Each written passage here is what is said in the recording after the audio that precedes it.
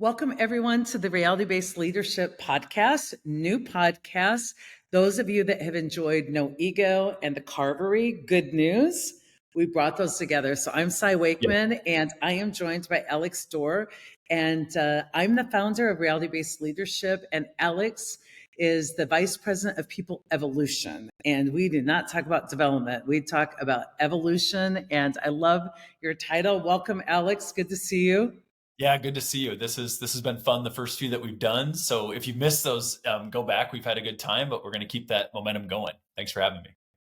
And it's fun. Our format here is a lot less formal. And in the past, we've given you like lots of content and training. What we want to give you now is like just some discussion as those of you are starting to implement. And it's filling in the blanks as you're starting to implement some of our tools in reality-based leadership or some of our philosophies. You might have some questions like, so now that I'm in here, like, what's this versus that. So we try and bring up some of the topics that we hear kind of in the meeting after the meeting, the one that it's okay to attend. It's usually after we give a keynote or a training where people have questions or have want some further information. So that's really what we're trying to bring to you. So each time we have a bit of a different topic, and I have come up with the last couple. Alex, like what is a topic you want to talk about today? What are we going to present to our listeners? I had one we haven't talked about much, and I just love to hear your thoughts on it. And it's an experience I had. This is probably like 5 years ago now, but it's a natural thing that could come up, I guess, entry level with our stuff. And this person came up and said, "I know one of your core philosophies is this idea of stop judging, start helping." And it's kind of a non-negotiable at RBL. Anyone at any level, if we're noticing some judgment of a client, colleague, situation, we just all recognize the human condition, call a timeout, and we're like, if we weren't judging, what could we do to help? So that's one of the initial ideas. Many of you, love those stories and know the model well. But they said, I've been doing that for like the last couple of months. And what I've realized is everyone just gives me their stuff. Like I just have a pile on my desk, like a mile high, and I get involved in Like you could everything do my now. whole job. What could you Yeah, do I'm to like, I help? don't have You time to could do do my the job. project. And I do actually remember this. I see some of myself in it. I loved that, like, stop judging, start helping. I was asking, how can I help often? I remember my early days into the philosophy side as you kind of introduced me to it. And that's what can happen. There's like this first phase where it's about saying yes and getting more involved and getting your name out there and kind of leaning into it. And then there's some other steps that happen when or that helping becomes kind of hurting, and either you're taking other people's work or you're getting overwhelmed and now resentful of those. So I thought we'd talk about like how can RBL without some continued work and reflection turn into, maybe you can get to be a little bit of an over functioner Yeah. or an enabler maybe of another, and what's that next step, or what's to watch for in the shadow of the action and the leaning in of RBL. Does that set I it love up, that side? That's kind of topic. where I wanted to go. I love that topic. And the work of the ego is you take a mandate and take it to the extremes and then almost prove like why you're still the victim. Now I did this and I'm still the victim. And I coach a lot of people that love RBL, even myself. When I look back at my path as a high accountable, I probably paid some price in my own well-being by, I used to say like, my name is yes. And, I'm in, like, let's go. And that was my way to get out of meeting everything with no, here's why not. I'm too And busy. that got me, We don't have time. Yeah. yeah, that got me to the first place to go like, yes, let's play that out. Like I'm willing. And so when I would talk about saying yes, it was more like to keep myself in a mindset of willingness. But as I started to coach people, Alex, I'm glad you brought this up. My high accountables that love RBL, I have to go. And now that you're into saying yes, let's add the next step, which is boundaries, which is saying yes, I'm in, but now let's talk about the how.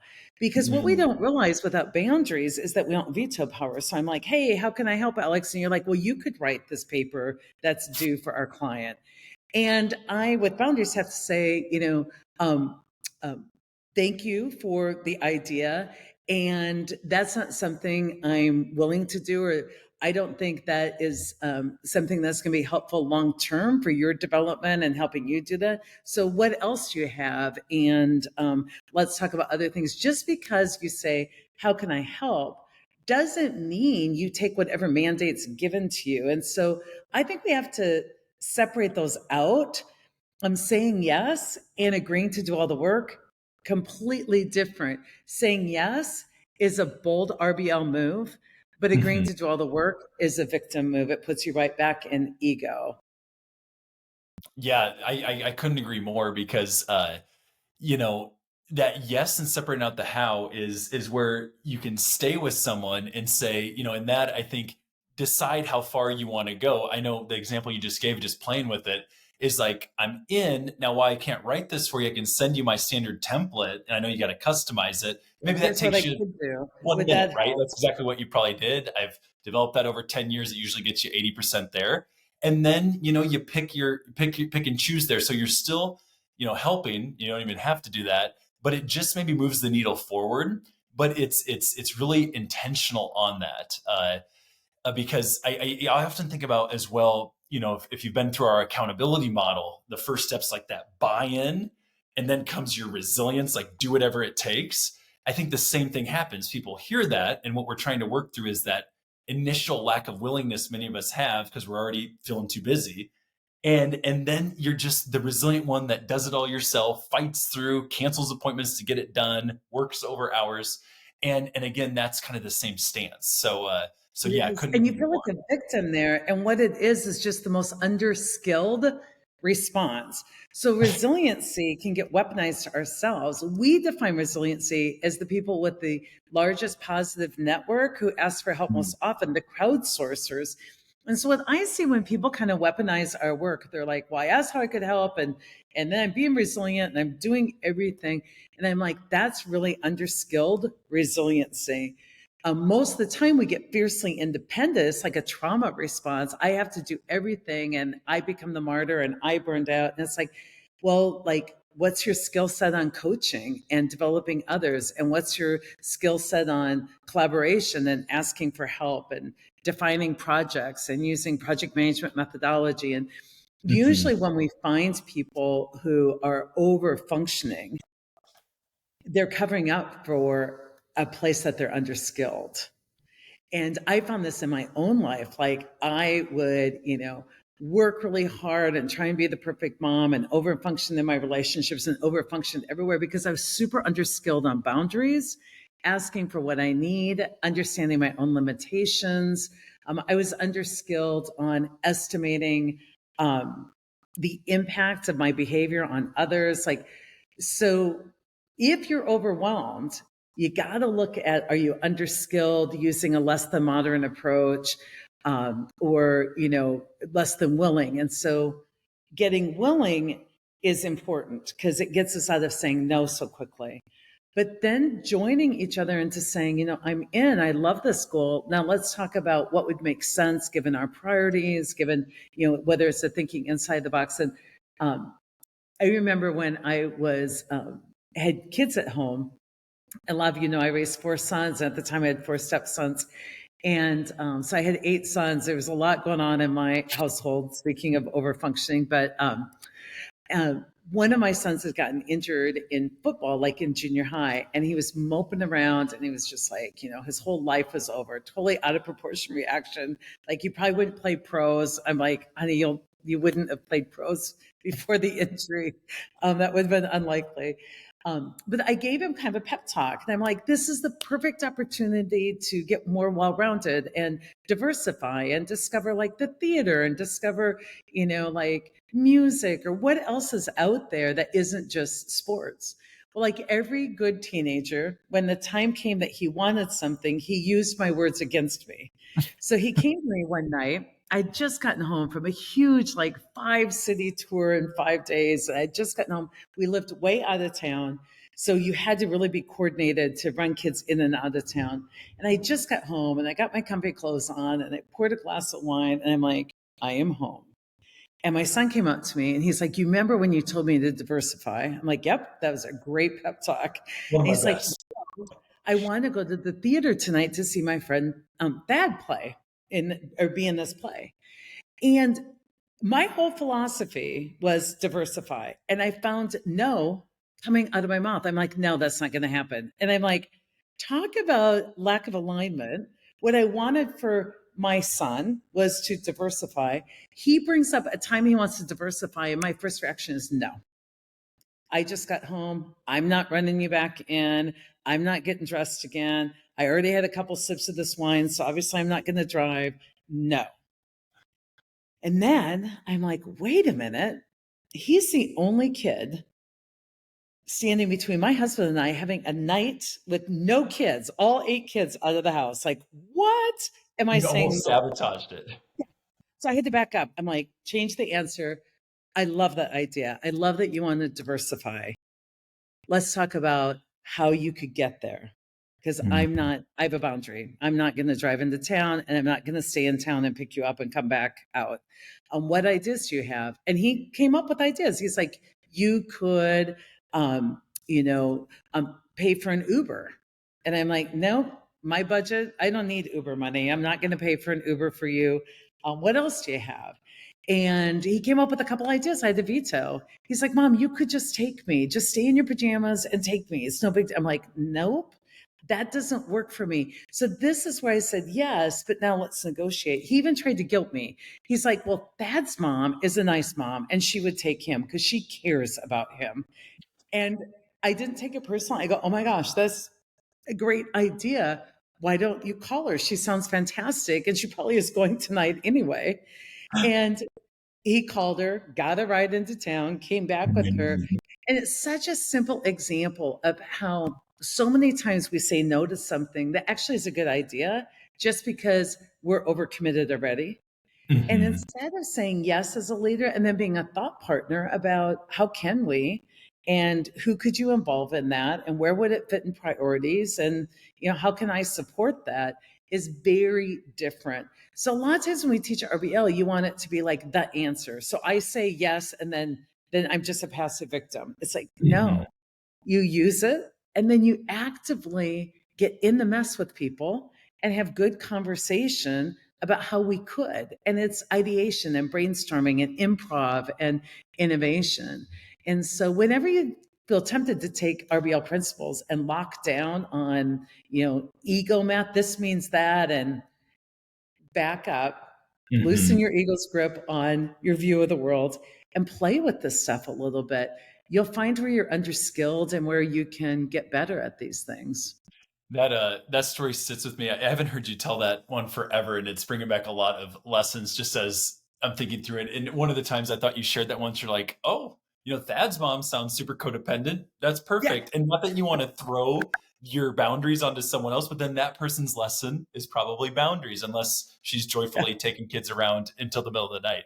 And so I I think love I said that. I'm like, well, that's mom sounds codependent. She'll probably take you, and I need yeah, milk. I'll have to pick some up on the way home. Like she has no so boundaries, good. so I will take advantage of that. It's such a good lesson, though, and it just got me thinking of another thing that with this over functioning, or a lot of our stuff is that question that I've loved we've shared the last few years is that what would great look like, or given this unpreferred reality that this is not ideal. Don't love that we're in this situation. What would great look like, and what's the first step to get there? And people get that one going, and they're just solving problems in the moment. They're very much embracing the unpreferred reality, and they take action, and they're tending to the need there. But then I've added recently that you might be doing that a lot, but it feels like you're always running, you're always firefighting. Taking a step back to say, given this unpreferred reality, what would great look like midterm? So there's short term is where our Oh, stuff that's really gets cool. you busy problem solving, but then it can get into over functioning. Midterms, when you step back and say, wait a minute, let me contemplate instead of self reflect. Contemplate's a little deeper, take a little longer to say, is this a pattern? Is it like, am I surprised every single Friday that we're late on this deadline? Is it a pattern that's been coming up? Because a lot of people are like, well, this always happens to our team. And I remember, Sai, you used to coach us on this. You're like, so how many inquiries have we had that want resiliency training? And it's like, well, just two. There's been two in the last 6 months. Or this has happened twice in 14 years, and it was like one crazy court case. So midterm helps you see, like, is this a pattern? And if it is, now you have insight. And then you can say, what would great look like long term? And that's True. more of taking a step back and seeing what partners you might need to get involved to do a process improvement initiative, or figure out what that barrier is that's causing a big manual workaround or all of the stress. And so I don't know, I love that you brought that thoughts on up, that. Alex, It's like, because a lot of times we can take a tool, and if we don't look at it, mid and longer term, we can misuse it too. So, like, if I see something going down with a patient, I may not even have the expertise to do anything about it, but I can call the timeout. I can be like, wait, time out. And in the immediacy, like, what can I do to help? I'm operating probably in an unsustainable way. I'm like, I'll mhm, sit with this patient one on one until you get somebody, and like, well, it's not going to be like sustainable that a vice president sitting with a patient that we didn't get enough observation for, like, but in the uh-huh. moment, I will go outside my job to keep that patient safe. Midterm, right, we have to look at the data, as you said, and then longer term we have to look at, like, how do we keep people out of the need for mental health observation, like how do we plug them into services. And so just notice when you get really locked into something, like, is it this or is it that? Mhm. Instead of, for now, what would be the best thing that would help? And that probably isn't sustainable. So let's look at midterm and let's look at long term. And you can even just hear the softening of, we have all these patients. We've got vice presidents sitting with people doing observation, and, Having it across the should I system. have to do that? It's like, well, I'm probably not the best person. I'm underskilled because I haven't practiced for years, but I'm probably not the best person. I'm a willing person in the moment to get through this piece. And then we can back up and say midterm, long term, how do we do something different? I have found some folks that get into our stuff and they want to boil it down to sound bites and use it on other people. And Oh it's a yeah. way of just trying to control the world. And it starts with judgment. You're not doing what I want. Let me control you. And what RBL really is about is using our principles to soften your stance. Like, people are like, it's tough love. I'm like, it's love. Reality Mhm. is tough. This isn't about hard stances. This is about softening your heart and opening your mind and seeing reality as it really is. Reality is the hard stance. That's Yeah. the hard stance. But together, we can do great things in this current reality, and we can set ourselves up for a different reality in the future. That's so well said. Like, our the hard stance is reality, and then my job is to stand beside you, kind of looking at that as a thought partner for us to navigate that. So that's the Yeah. soft support I point to, because a lot of people confuse their leaders with the reality, like the changing Yes. software. They're like, IT, why are you making us do this? I'm like, no, the vendor's updating. Microsoft needs us to move forward. It's like, or we are out of our grandfathered in contract. So it's I'm just pointing to the news. I'm here with you, and realities, I'm on your what's tough. team, Yeah, pointing to the news. A lot of back people with you. confuse leaders and reality because they're like, leaders are making us do this. No, the competition already did this. Like, I think that is so, so important. And that we really pay attention, that we aren't doubling down and really into the I know and here's why. And, if reality is tough, never meet a situation with the same energy it brought to you. If reality Mhm. is tough or somebody comes in hot, greet that with neutral energy. Because a lot of times, if reality is tough, people want to argue and greet it with tough energy. They're going to fight reality. And I'm like, well, that's a fight you're going to lose only 100% of the time. Meet tough reality with soft things like curiosity, inquiry, gathering together, holding the center. And that's why a lot of the competencies you and I are starting to talk about in our next piece of work are these soft competencies of a leader, which is Mhm. translating or integrating or holding the center. Yeah. Um, so yeah, I love that we are coming on and just giving more conversation around this, how to live this philosophy, because the ego is so good at taking something and morphing it into another ego version of it. It's like a, a huge virus. Like, it can take, and here's the next version of the virus. It's Um, maybe I don't know if you got into Pokemon, but it's like there's 3 levels, whatever the Charizard, it, like, kinda gets a little bit more advanced as you get into this, so oh, it that's just interesting. evolves. No, my only contribution to Pokemon was finding the silver one that fell between the van seats that we kept. What were the old Game Boys that you guys are game Oh, yeah, it that falls out of the game. Oh my Pokemons? Yeah, finding those little cartridges that fell out of the thing in the well, that in the sounds like a seat. big contribution if you dug that up, because I yeah. dug those out many times for the boys. Awesome. Well, I think it's a good conversation for us to be definitely thinking about. And um, there's a difference of being willing and willing to help. Doesn't mean that helping always ends in overfunctioning. And in fact, if it does, you've probably missed the point and you're underskilled in some area, whether it's Mhm. coaching or conflict resolution or just having good conversation and ending exhausting conversations and beginning new ones. So, um, So is follow it fair and to subscribe. say is it fair to say in your, like, 20 plus years doing this, if RBL is feeling like as you're using the tools and philosophies, it's getting, harder, unless maybe you're just in some bigger situations, but if it feels like it's not getting more effortless, it's probably a sign that it's that you're underskilled in something. It's probably that next evolution for you That's coming where you're big wisdom. functioning, there's a new layer to it. Big wisdom. When Uh-huh. you're exhausted and it's not effortless, it doesn't need to, it's intentional, but it's not exhausting. When it starts to get exhausting, it's time to go back to the basics and go through like Mm. the next round of evolution. Fantastic. Fantastic. Hope Love you're it. loving our new format. Alex and I just getting together and hanging for a little bit.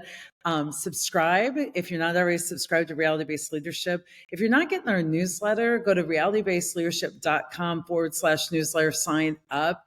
That's really our new way to communicate to you. We've doubled down on our newsletter, LinkedIn. We're not as doubled down right now in some of the social media out there. We don't want to be lost in that conversation. And we also don't, the ego is out to play right now. We don't want to have a lot of noise around some of the things that we say and do because they're really invitations. And so we think a better way to continue our conversation is through this podcast. Rate it, share it, subscribe. Mhm. And make sure you and all your teams are on the newsletter. It's fire content coming out every 2 weeks from Alex and I. And it really is the best way, the easiest way, instead of hoping you catch us on Instagram to get our work. And you can just put a folder and keep all of our newsletters, and then you're going to have a huge library at the end of the year of great things to use with your teams. So, Alex, it's always good to see you. Yes, amazing. We'll see you next time. Awesome.